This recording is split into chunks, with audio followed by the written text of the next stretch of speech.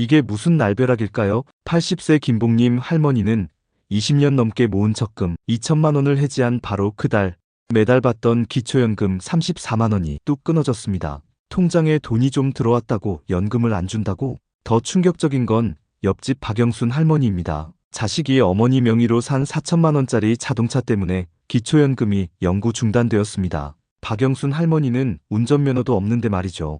이런 일이 전국에서 매일 일어나고 있습니다. 작년 한 해 동안만 무려 15만 명의 어르신이 기초연금에서 탈락했습니다. 그중 70%가 본인도 모르는 사이에 벌어진 일이었죠. 65세만 넘으면 다 주는 거 아니었나? 많은 분들이 이렇게 생각하시지만 실제로는 숨겨진 함정들이 곳곳에 숨어 있습니다. 이 정보 하나만 알아도 매달 34만 원의 기초연금을 안전하게 지킬 수 있습니다. 지금 바로 구독, 좋아요와 알림 설정까지 꼭 눌러주세요.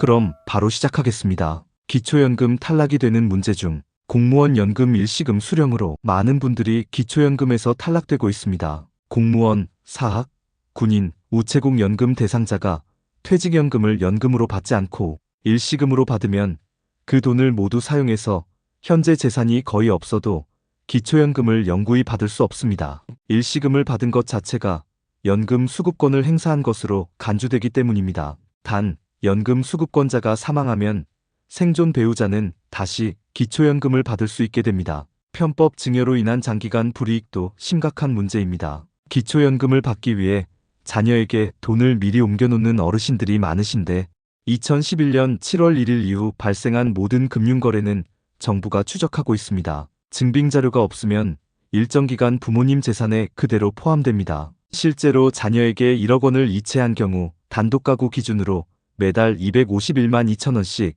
자연소비분으로만 공제되어 약 33개월이 지나야 부모 재산에서 완전히 제외됩니다. 즉, 거의 3년 동안 1억 원이 있는 것으로 간주되어 기초연금을 받을 수 없게 됩니다. 기초생활수급자의 딜레마도 놓치기 쉬운 부분입니다. 기초생활수급자도 기초연금을 신청할 수 있지만 기초연금을 받은 만큼 생계급여가 100% 감액됩니다. 생계급여 50만 원을 받던 분이 기초연금 30만 원을 받으면 생계급여가 20만 원으로 줄어들어 실질적인 도움이 되지 않습니다. 오히려 의료급여까지 문제가 될 수 있어 신중한 판단이 필요합니다. 부동산 공시가격 상승으로 인한 자동 탈락도 심각합니다. 본인은 아무것도 하지 않았는데 부동산 가격이 오르면서 소득 인정액이 증가하여 탈락하는 경우가 많습니다. 2만 2천여 명이 소득재산 증가로 탈락했으며 이 중 상당수가 부동산 가격 상승 때문이었습니다. 공시가격이 5천만 원 상승하면 소득 인정액이 16만 6천 원 증가하고 1억 원 상승하면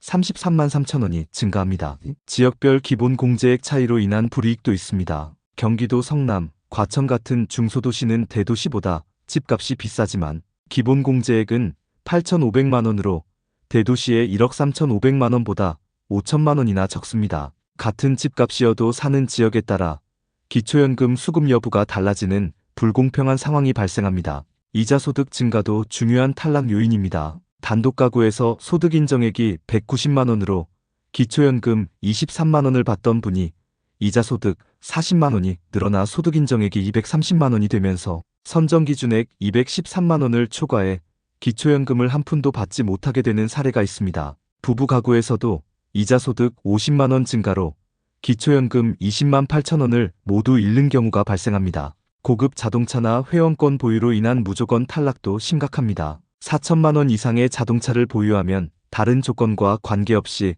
즉시 탈락하며 골프 회원권, 승마 회원권, 콘도 회원권, 종합체육시설 이용권, 요트 회원권 등 5가지 회원권 중 하나라도 보유하면 회원권 가액을 월 100% 환산 적용하여 기초연금에서 탈락합니다. 실제로 4천만 원 상당의 일반 재산을 보유했을 때는 소득 인정액이 160만 원이었는데 이를 처분하고 4천만 원짜리 고급 자동차를 구매하자 소득 인정액이 4천만 원으로 급증하여 무조건 탈락하게 된 사례가 있습니다.